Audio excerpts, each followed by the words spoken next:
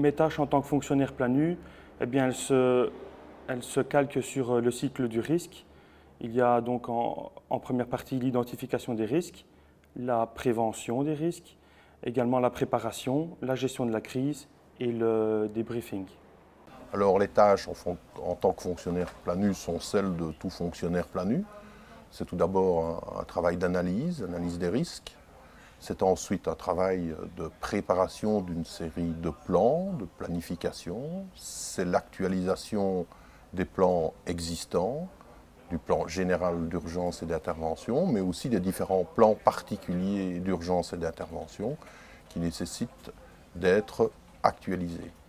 C'est par ailleurs tout un travail en étroite collaboration avec les services de Monsieur le Gouverneur, qui apporte une aide importante, en tout cas, aux différents fonctionnaires PLANU. Je me suis rendu compte que la planification faisait partie d'une démarche globale, d'une approche processuelle. Donc il faut planifier avant, pendant, après une crise. Et donc ça prend énormément de temps. Donc au-delà de la désignation d'un planificateur d'urgence, il a donc une partie de mes tâches a été de constituer une cellule de sécurité, d'organiser des réunions, de l'animer. Avec le concours de cette cellule de sécurité, on a dû préparer une analyse des risques encourus sur la commune, rédiger le plan général d'urgence, des plans particuliers aussi ou des plans internes. Il faut les mettre à jour. Nous devons régulièrement faire un inventaire des moyens humains et des moyens techniques que nous possédons sur la commune pour justement faire face donc, à une crise. De hulpambtenaar heeft veel taken. Ik denk dat je die voor een groot stuk kan groeperen in twee grote stukken. Dat is enerzijds het preventieve werk, het voorbereidende werk, bijvoorbeeld de vergaderingen in voorbereiding en dergelijke.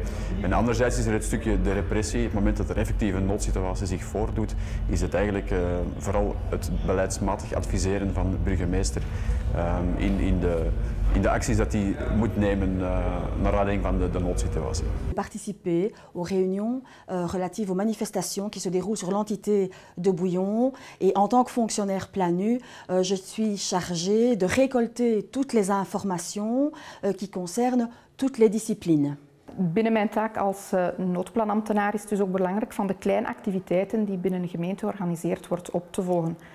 Wij gaan samen zitten met de organisator, de risicoanalyse wordt opgemaakt en uit de behaalde score die daaruit komt, wordt dan bekeken van dient er verder overleg te zijn met andere hulpdiensten, zijn het de medische diensten, politie, brandweer.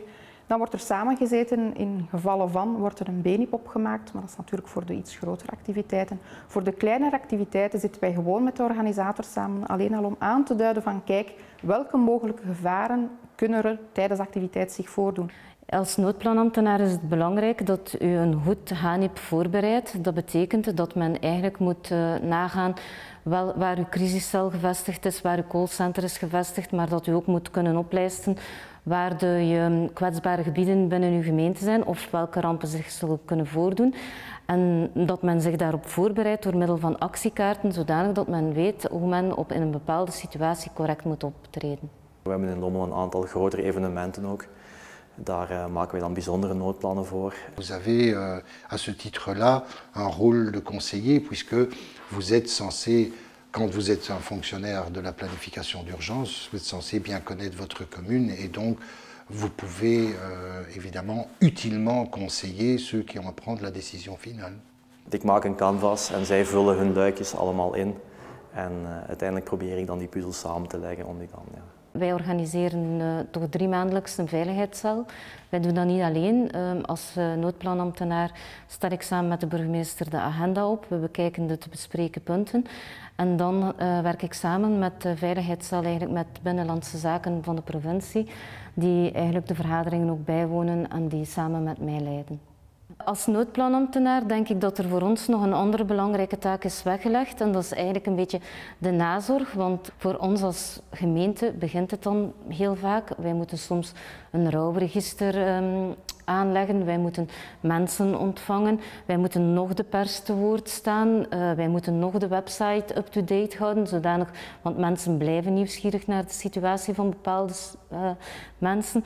Wij moeten ook zorgen dat er bijvoorbeeld herdenkingsplechtigheden worden georganiseerd.